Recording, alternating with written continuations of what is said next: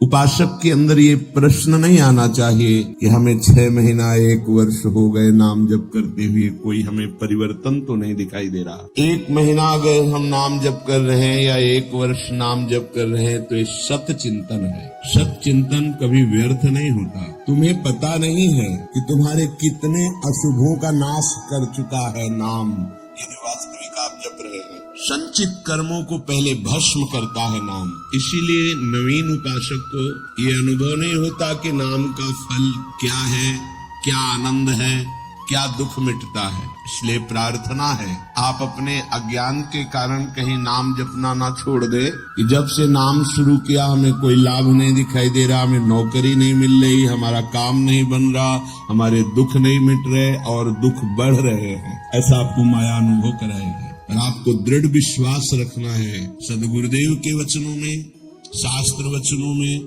संत वाणी में। इसी विश्वास के सहारे हम अध्यात्म बल से युक्त हो जाते हैं। नहीं तो जब हम नाम जप करते हैं तो सबसे पहला काम नाम का होता है गोदाम में आग लगाना। जो हमारे संचित कर्मों का शुभ अशुभ गोदाम है उसको भस्म करता है। अब ये बात पता नहीं है तो वो वर्तमान में तत्काल फल देखना चाहता है कि हम नाम जप किए तो हमारी सारी कामनाओं की पूर्णता हो ही जानी चाहिए। ये नाम जप का फल क्या हुआ, वो ऐसा सोचता है, पर ऐसा नहीं है। नाम जप सबसे पहले अशुभों का नाश करता है, फिर शुभ फंसाने वाले जो होते हैं वो उनका भी नाश कर देता है। इसके बाद क्रियमाण पूरा परम पवित्र करके भगवद अर्पित कराता है, प्रारब्ध भोगने की सामर्थ्य देता है। फिर आनंद का ऐसा उन्माद होता है, आनंद की ऐसी उत्तम अवस्था होती है जो वाणी से वर्णन नहीं की जा सकती। आप धैर्यवान बने, उत्साह पूर्वक नाम का जप, नाम का कीर्तन, नाम का चिंतन करें, परिणाम बहुत मंगलमय होगा। थोड़ा धीरज रखें, थोड़ा विश्वास करें। न एक एक नाम आपको उठा रहा है, अभी आपको समझ में नहीं आएगा। जब आपके पाप नष्ट हो जाएंगे, हृदय निर्मल होने लगेगा, तब आपको समझ में आएगा। मेरा मन प्रियाजू की कृपा से इस प्रेम रस में आविष्ट हो गया है। अब मेरे लिए वृंदावन से उत्तम कोई नहीं, क्योंकि वृंदावन ने मुझे प्रियाजू प्रदान किया, प्रियाजू के चरणों का प्रेम प्रदान किया, राधा नाम प्रदान किया। अब किसी की कोई मर्यादा नहीं। प्रेम की अपनी स्वयं की मर्यादा है कि वो किसी की मर्यादा नहीं। प्रीति न काहू की कान विचार, ये प्रेम है। प्रीति की रीति रंगीलो ही जाने।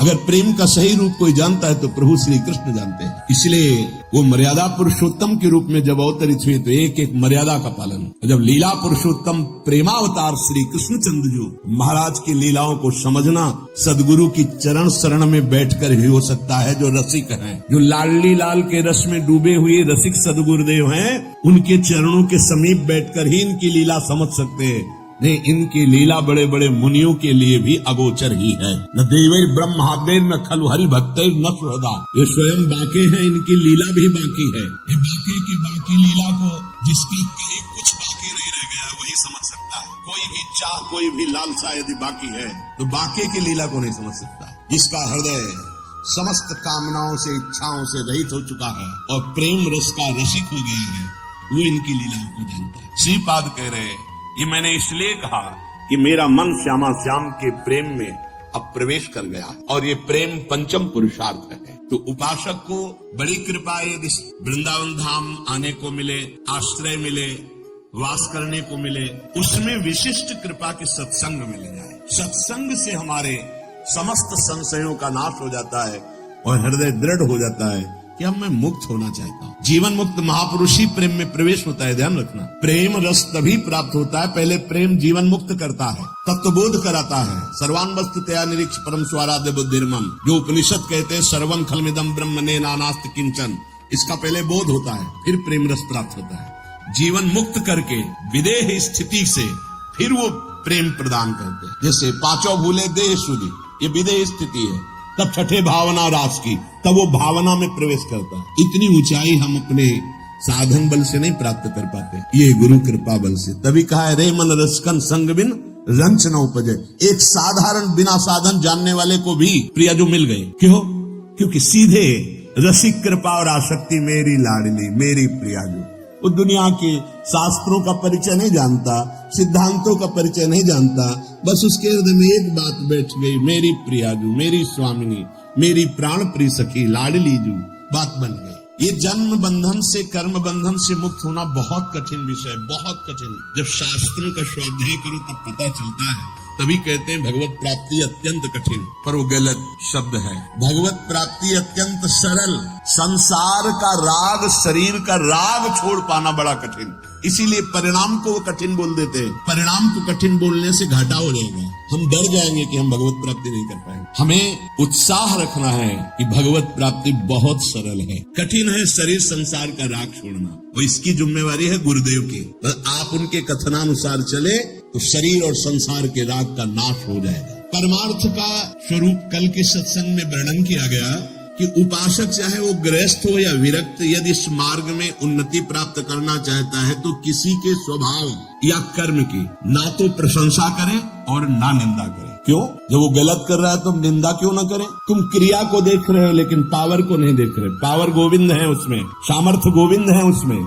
उपासक उपास्य देव को देखता है, क्रियाओं को नहीं देखता। बोले नहीं, बहुत गंदा आदमी, उसे भगवान कैसे मान सकते हैं? तो गंदा उसकी क्रिया को लेकर के है, लेकिन परम कारण तत्व जो बैठा है वो निर्विकार, चेतन, अमल, सहज सुख राशि, उसको क्यों नहीं देखा? तुम क्रिया देखने वाले संसारी नहीं हो, तुम तत्व का दर्शन करने वाले भगवत भक्त हो, उपासक हो, जिज्ञासु हो। जैसे ही हम छाया को देखकर, कल ध्यान कीजिए सत्संग का, छाया को देखकर भ्रम हो जाता है कोई है क्या, ठूठ को देखकर भ्रम हो जाता है भूत है क्या, रस्सी या टायर को देखकर हमें भ्रम हो जाता है ये सर्प है क्या, पर वहां कुछ नहीं होता। वो ठूठ है, वो रस्सी है, वो आपकी छाया है। ठीक ऐसे ही पूरे संसार में आपके सिवा कुछ नहीं, सच्ची बात है।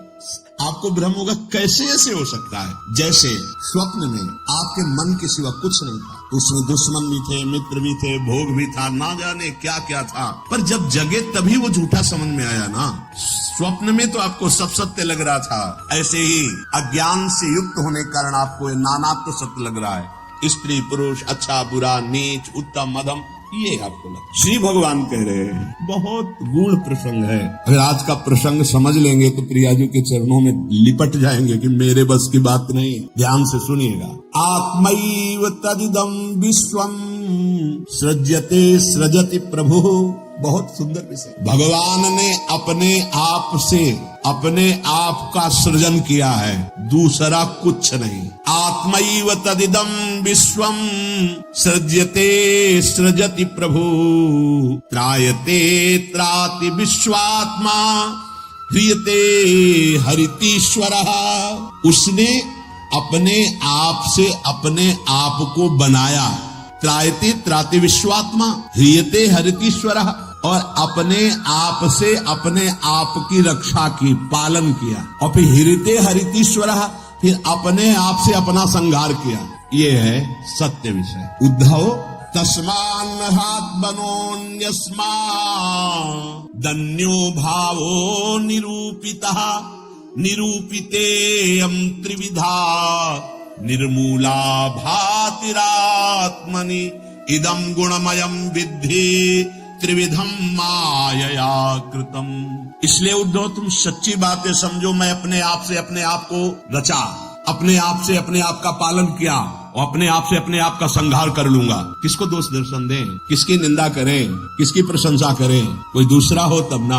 अब कह रहे हाँ, जिनको ज्ञान दृष्टि नहीं प्राप्त हुई है, व्यवहार दृष्टि प्राप्त हुई है, वो ये बात न समझकर भिन्न देखते हैं। ये अच्छा, ये बुरा, ये स्त्री, ये पुरुष, ये जड़, ये चैतन्य, आदि आदि। उद्धव ज्ञान दृष्टि के अतिरिक्त मेरे इस रहस्य को किसी और दृष्टि से नहीं जाना जा सकता। जो कुछ भी तुम्हें दिखाई दे रहा है, प्रतीत हो रहा है, तुम्हारे चिंतन में आ रहा है, ये केवल मैं ही मैं हूँ। देखो पीछे मन को लगाने की दो युक्तियां बताई गई थी। आपका मन जहां जहां जा रहा है वहां भगवान देखने की चेष्टा करे। वो वस्तु, वो व्यक्ति, वो पदार्थ, वो श्री भगवान ही है।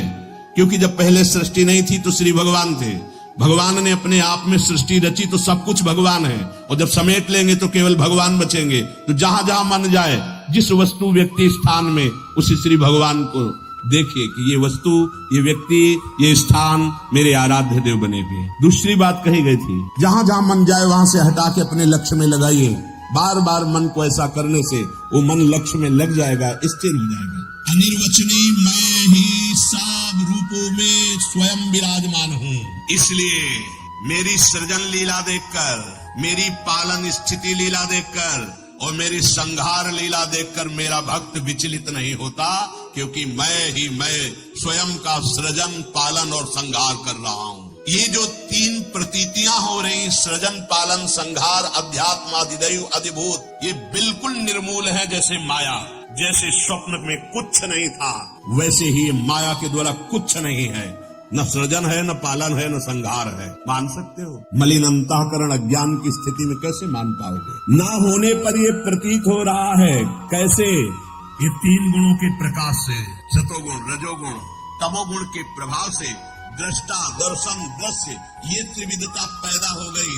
ऐसी त्रिविधता को मिटाने के लिए हमें मानव जन्म मिला है, साधना मिली, किसी और को पाने के लिए नहीं, अपने आप को जानने के लिए। एतद् विद्वान मदुदितम ज्ञान विज्ञान नैपुणम न निन्दन्ति न च स्तौति लोके चरति सूर्यवत्। जो मेरे इस परमार्थ सिद्धांतों को जान जाता है, वो ज्ञान विज्ञान में उत्तम स्थिति को प्राप्त हुआ महात्मा ना कभी किसी की प्रशंसा करता है, ना किसी की निंदा करता है।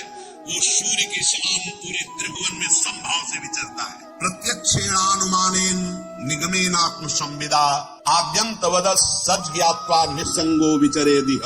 इसलिए मेरा भक्त प्रत्यक्ष से, अनुमान से, शास्त्र से, आत्मानुभूति से, महापुरुषों से वो ये जान चुका है ये माया का त्रिविध खेल चल रहा है, सतोगुणी, रजोगुणी, तमोगुणी, पालन, सृजन, संहार। इसलिए वो सबसे असंग हो जाता है। ये स्थूल सूक्ष्म कारण तीनों लोग असंग होकर के वो अपने आप में तृप्त रहता है। धन्य है ऐसा महापुरुष जो अपने आप में तृप्त रहता है, वो असंग भाव से विचरता है। उद्धव जी को एक प्रश्न यहाँ परेशान करने लगा मन में कि आत्मा अविनाशी, चैतन्य घन, शरीर जड़, नाशवान, फिर ये जन्म किसका होता है, फिर मरण किसका होता है? प्रश्न कर बे। बहुत सुंदर प्रश्न है और बहुत सुंदर उत्तर है। यदि आप समझ पाए तो आप प्रियाजू के चरणों में भाग पड़ेंगे, क्योंकि आपकी समझ के परे की बात है। लाडली जो मेरी तो कुछ समझ में नहीं आया, बस मैं तो यही कह रहा हूँ, हमारी महारानी श्री राधा रानी। इसलिए सुन, थोड़ा धूप का ताप लगे ना तो वृक्ष की छाया अच्छी लगती है। देखो, संसार से मुक्त होने के लिए ये बहुत जोर का प्रश्न है। उद्धव जी ने कहा,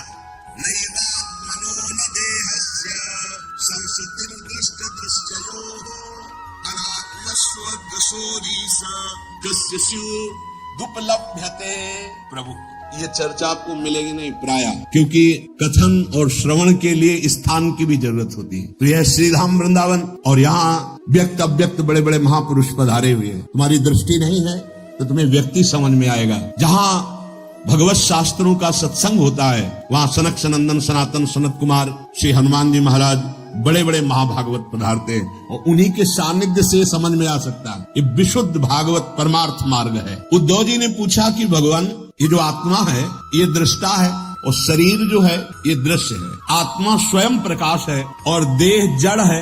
ऐसी स्थिति में ये जन्म मरण किसका होता है? आत्मा का जन्म मरण हो नहीं सकता, क्योंकि ये स्वयं प्रकाश है, और जड़ शरीर का हो नहीं सकता, क्योंकि नाशवान विकारी है, ये तो यही नष्ट हो जाता है। महाराज, ये मरता कौन है और जन्मता कौन है? ना आत्मा और न शरीर। अगर ये शरीर जन्मता मरता है तो शरीर को नष्ट करने के बाद फिर अब जन्म मरण खत्म हो जाना चाहिए, पर फिर शरीर मिलता है। आत्मा को हो नहीं सकता, क्योंकि स्वयं प्रकाश, निर्विकार, चैतन्य घन। तो ये होता किसको है जन्म मरण? इसका होना उपलब्ध है कि होता है जन्म मरण, तभी होता किसे है भगवान? हे जगत गुरु, आप हमारे संशय की निवृत्ति करें।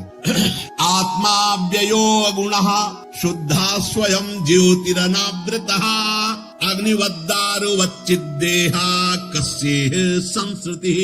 नाथ, आपकी कृपा से इतना तो पता चला है कि आत्म तत्व अविनाशी है, प्राकृत अप्राकृत गुणों से रहित है, शुद्ध स्वयं प्रकाश है, कोई भी आवरण उसे ढक नहीं सकता। शरीर विनाशी है, साकार है, अशुद्ध है, आत्मा से प्रकाशित है और आवृत है माया के गुणों से। प्रभु, आत्मा तेज स्वरूप प्रकाशमान, शरीर काठ की तरह अचेतन। फिर ये जन्म मृत्यु संसार किसको प्राप्त होता है? कौन है जो बार बार जन्मता है, मरता है? श्री भगवान वाच, यावद्देहेन्द्री प्राणै रात्मनः सन्निकर्षणम् संसारा फलवास्तावत् पार्थोप अविवेकिनः।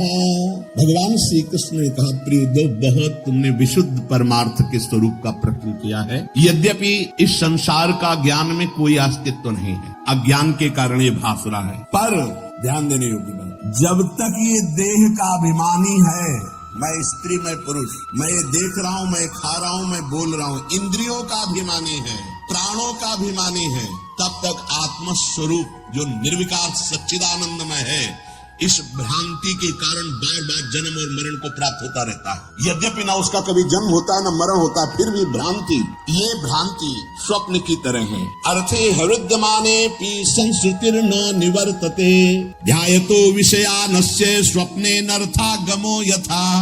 जब तक इसको ये भान रहता है कि मैं स्त्री हूं, मैं पुरुष हूं, मैं अपनी इंद्रियों से भोग रहा हूं, मैं ये भोगा हूं, ये भोगूंगा, ये उसकी भ्रांति ऐसे है जैसे स्वप्न में। और स्वप्न में प्राप्त हुआ सुख दुख जब तक जागता नहीं तब तक सत्य भासता है। स्वप्न की विपत्तियां या स्वप्न का सुख कोई भी सत्य नहीं है, पर वो जब तक जगाया नहीं जाएगा तब तक उस विपत्ति या सुख को भोगता रहेगा। ऐसे ही बिल्कुल न जन्म है न मरण है, आत्म तत्व निर्विकार है, शरीर भ्रमात्मक त्रिगुणात्मिका माया से रचा हुआ।